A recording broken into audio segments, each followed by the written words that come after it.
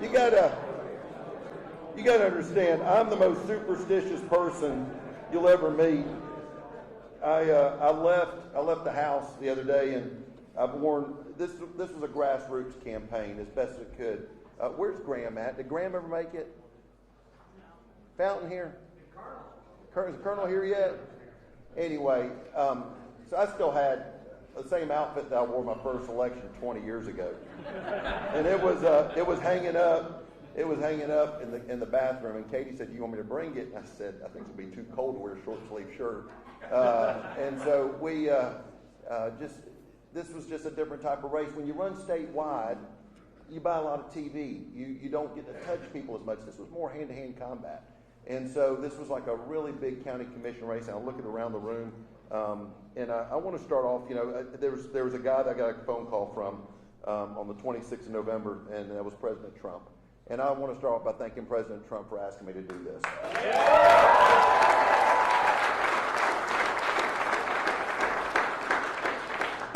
And President Trump goes, he says, "Jimmy," he says, "you watch, when I endorse you, your numbers are going to go through the roof." And you get pretty skeptical about it, but he had just come off this amazing race this past November. It was a mandate by the voters, whether it be the popular vote or the electoral college. But I'm not. There's Gene Valentino calling. I know what he's calling about. I will call him afterwards. Y'all are more important. But I'm not going to do the whole speech of what President Trump said, but, I'm just really excited about getting to Washington and making a difference. So I want to go through some thank yous. I think it's really important. I had a campaign team that was amazing. Graham Fountain, Jack Williams, Cooper Harrison, Melissa Stone, Joe Winkler, Kyle Blanchard, Paige, Margaret, Bailey, Sydney, and Kyler. Y'all please give them a round of applause.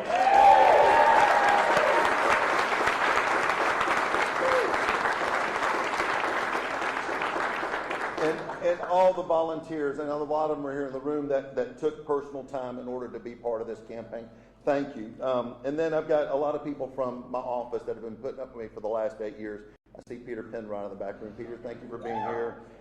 Susan Miller, Tanya Cooper, Frank Collins, Peter Penrod, Caleb Spencer, Michael Dobson, Scott Fennell, Julie Jones, Ryan Walker, Craig Trapani, Jennifer Bobo, Chip Beal, Andy Biondo. I think that's everybody from the office that was here. Anyway, thank y'all so much for coming and being a part of this.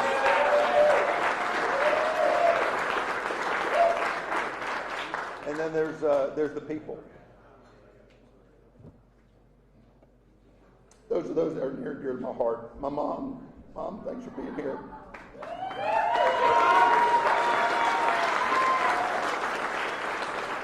There was an awful lot of people that wanted to have this event further to the west, and I wanted to have it further to east because I wanted Mom to be here. Mom is going to be 90 next November, so.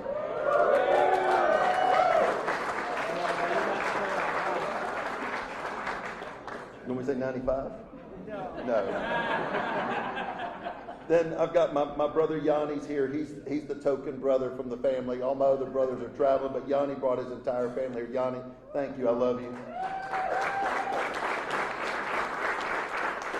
And then I've got my mother-in-law, Melissa. Natalie's here. And then my boys, Johnny, who y'all already met, Theo, the eldest. And then finally, Katie.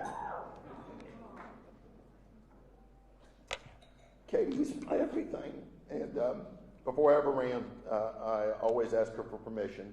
And it was funny when President Trump called, he went on for about 25 minutes. He really had a lot of fun at my expense for 25 minutes.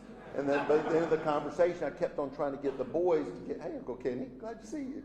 I really wanted Katie to talk to him. So he gets, the boys get Katie up to the hotel room. We were trying to celebrate our 20th anniversary. And he says to her, he says, "Katie," he says, if you're not on board, I'm not going to endorse him. I'll rescind the endorsement.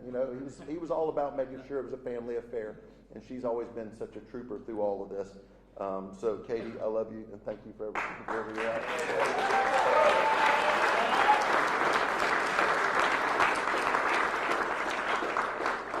and I wish Dad was here, but I know he's watching, you know. But I really, most importantly, I want to thank the people of CD1. Y'all are special. Y'all are amazing. And CD1 is not like any other district around the state.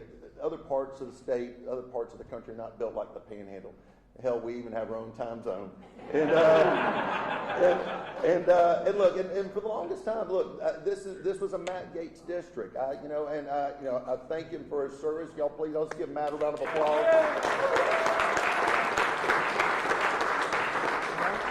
He is still going to always be our hometown guy. If you don't have a subscription to OAN, please go get it so we can contribute. But look, the world has gone crazy. When I was a kid, the Democratic Party, the Democrats were wrong, but they weren't crazy. But now they've officially gone completely nuts, bananas, loony. And this is why the election in November was as resounding as it was. Now, I've got a short list of things I want to tell you that I think the Democratic Party stands for. Prostituting our judicial system to prosecute political enemies. Referring to their opponents as Hitler. Saying everything that they disagree with, calling it racist. Allowing crimes to go unpunished. Intentionally opening up our borders, allowing drugs, criminals to stream into our country. Making us dependent on foreign energy. Saying there's 70 genders. Denying parents' rights to be involved with their children's education, and canceling and restricting freedom of speech, freedom of religion, and the right to bear arms. Now, I could go on, but I think y'all all know the situation. This is the type of derangement that is in Washington, D.C. today. And I'm going to Washington to go help President Trump fight against this far-left insanity, to buttress his strong moves, to bring common sense back to our country, and to get us out of the ditch we're in.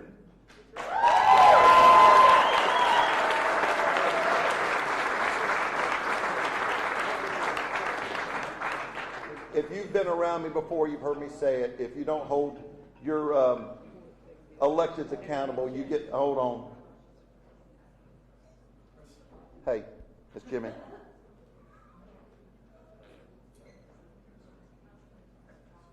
Thank you.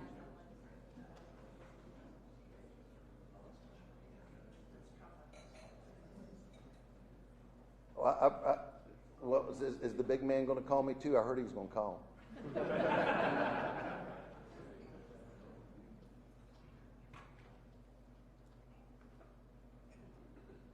Okay, because I've got about 600 sets of eyeballs looking at me right now as I'm talking to you. So I stopped mid-speech because I figured that's what you're calling about. So I'm gonna hang up, finish my speech, and let you make that magic happen.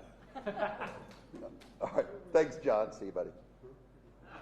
All right, so Melissa claimed. Where'd Melissa go? All right. So Melissa says the White House is supposed to call, so that's why I've got my phone sitting up here because I was going to put them on speakerphone. But get back to where I was trying to get with this. Look, I think if you've heard me once, you've heard me say it a bunch of times. If you don't hold your electeds accountable, you get the government that you deserve. And I want to be that guy. I want to be the tip of the spear to make a difference in Washington, D.C. that is so needed. So look, these are the things I want to do. I want to make sure that we're continuing to work with President Trump to fix his economy. The second the president took office, he did everything from securing the border to giving us normal shower heads back. I think there's a swamp that's ready to drag its feet and even worse, fight against the president. I'm ready to work with Speaker Mike Johnson to make sure that the president has the authority to fix this country.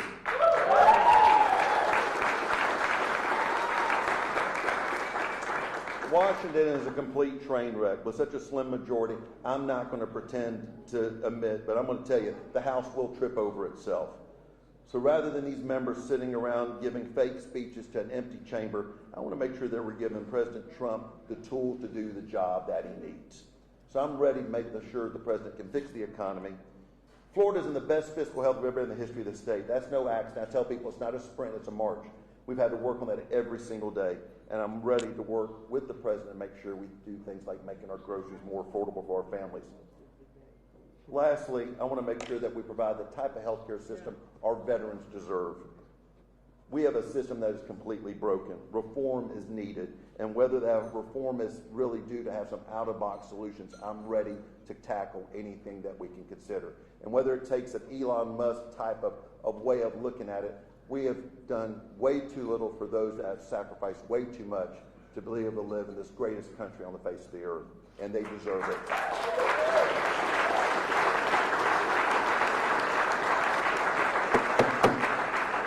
So in conclusion, I'm going to wrap it up. In conclusion, the most important thing I want to convey to you is I want to work for every single one of you, and I will not let you down. I'm humbled by your support, and I just want to remind you, I am just one of you. I'm no better than anyone else in this room, and I will do everything I can to represent you in a respectful way. Together, I will fight to make this country to be what it's supposed to be, and I truly believe our best days are ahead of us, and we can make America great again. God bless y'all.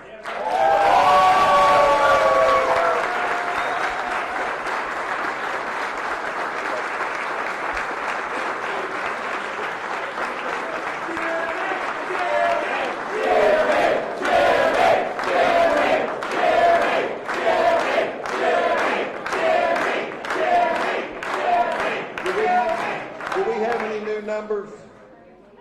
Are any of the precincts in yet? What's that?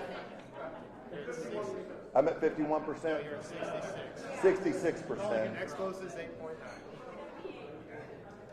I tell you, there was a lot of good candidates running. You know, and the men that ran for this race, they truly believed in their heart they were the best people for the job. And I tell you, it was a spirited campaign. It was a sprint. But I just really, from the bottom of my heart, thank you for trusting me. If I get the call, I'm going to come screaming in the microphone because I'm going to put it on speakerphone. So, enjoy yourself. Do you want to get a picture of the family? You want? Yeah. Yeah. Hey. Let me get there. Okay? Let me get there. Just back this up.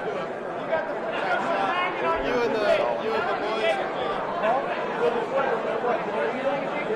I don't think I screwed up. I don't think I did.